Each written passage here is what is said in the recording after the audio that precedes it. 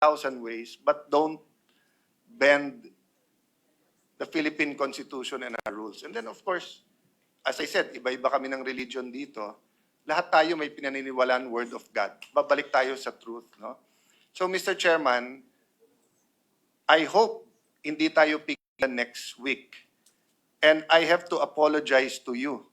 Because kung walang issue dito, you would have been offered protection at least kung saan kayo pupunta dito. Diba? Having said that, Mr. President, ang news ngayon, Mr. Chairman, is that the President will call a special session. That's good. Because we announced it, alam na namin na minority na kami in terms of the number. Kasi nga, kinulong na nila si Senator Jinggoy, hindi pinayagan ang online voting sa senador, pero pinauwi lahat ng empleyado ngayon, mag-work from home na lang daw sila. So alam namin, napapalitan nyo kami sa committee, pero hindi nyo mapapalitan ng President kung hindi 13. So eto lang pakiusap ko sa Malacanang.